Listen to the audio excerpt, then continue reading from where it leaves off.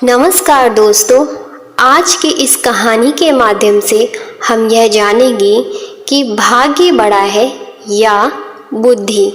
तो दोस्तों, कहानी को शुरू करने से पहले मेरा आप सभी से अनुरोध है कि अगर आप हमारे चैनल पर पहली बार आए हैं तो चैनल को सब्सक्राइब कर लीजिएगा, क्योंकि आपका एक सब्सक्राइब हमारे लिए बहुत महत्व रखता है। तो बिना किसी देरी के कहानी को शुरू करते हैं। एक बार भाग्य और बुद्धि में बहस हो गई। भाग्य ने गर्व से सिर उठाकर कहा, मैं बड़ा हूँ। बुद्धि बोली, नहीं, मैं बड़ी हूँ। बहस बहुत देर तक चलती रही। अंत में दोनों ने निर्णय किया कि बहस से समस्या का हल नहीं होगा, इसके लिए कुछ करके दिखाना चाहिए। तभी उन्हें खेत में काम करता एक किसान दिखाई दिया। बुद्धि ने भाग्य से कहा, तुम अगर इसे राजा बना दो तो मैं हार मान लूंगी। भाग्य ने कहा, ठीक है, मैं इसे अभी राजा बनाता हूँ। भाग्य किसान के पास पहुँचा तो उसके खेत में खड़े गेहूं के बाले मोतियों से भर गए। किसान ने एक बाल तोड़कर देखी तो उसमें मोती निकले। उसने दूसरी बाली तोड़ी तो उसमें भी मोती निकले। उसने मोती कभी देखा ना थे। सोचा यह कंकड़ है। वह सिर पकड़ और बैठकर रोने लगा और बोल रहा, हे भगवान, यह क्या हो गया? इन कंकड़ों का क्या करूं? साल भर की मेहनत व्यर्थ चली गई। वह खेत के किनारे बैठकर अपने भाग्य को कोसने लगा। तभी उस देश का राजा अपने मंत्री के साथ उधर से गुजर रहा। उसने किसान को रोते देखा तो रुक गया। उसने किसान से रोने का कारण पूछा। किसान ने राजा को सब कुछ बता दिया। राजा ने खेत में घुसकर देखा तो यह देखकर आश्चर्य में पड़ गया कि उस खेत में मोती उगे हुए थे। राजा ने मंत्री को एक और बुलाकर कहा, क्यों ना हम अपनी राजकुमारी का विवाह इस किसान से करा दें? वह हमारी इकलौती संतान है।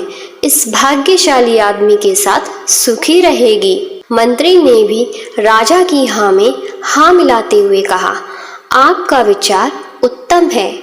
अब राजा किसान से बोला, सुनो, तुम यह सारी फसल काटकर राजमहल में पहुंचा दो। इसके बदले में हम तुम्हारा विवाह अपनी पुत्री से करा देंगे और बहुत सा धन भी देंगे। किसान तुरंत तैयार हो गया। इस तरह उसके खेत के सारे मोती राजमहल पहुंच गए। यह देखकर बुद्धि मुस्कुराई तो भाग्य बोला, देखते रहो, यह राजा बनने ही वाला है। राजा ने अपने वचन का पालन किया।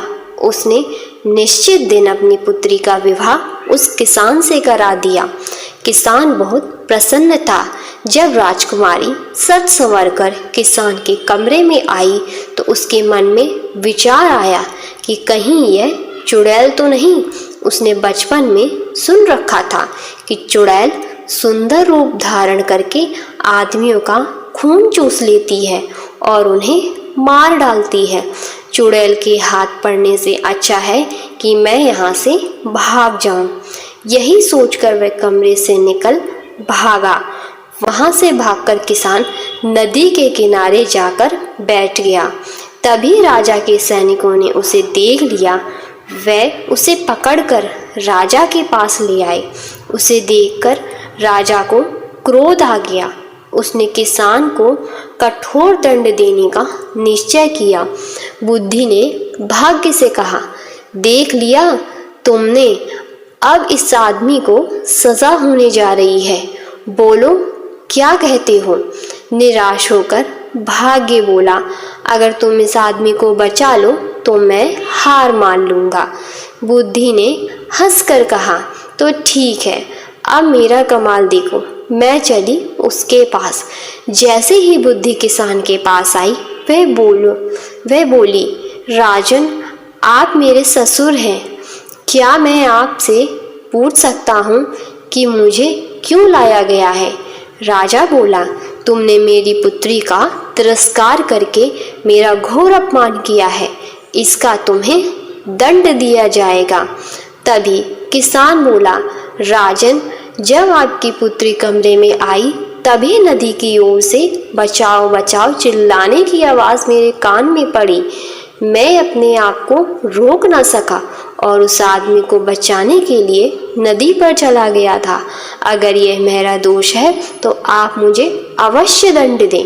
किसान की बात सुनकर राजा बहुत प्रसन्न हुआ और गले से लगा लिया।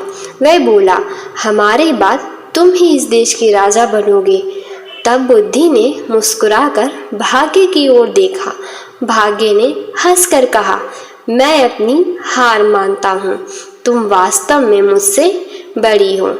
तो दोस्तों, इस कहानी के माध्यम से हमें यह पता चलता है कि अगर भाग्य हमारा चाहे कितना भी अच्छा हो, लेकिन हमारे पास अगर बुद्धि नहीं है तो हमारा अच्छा भाग्य भी बेकार में बदल जाता है।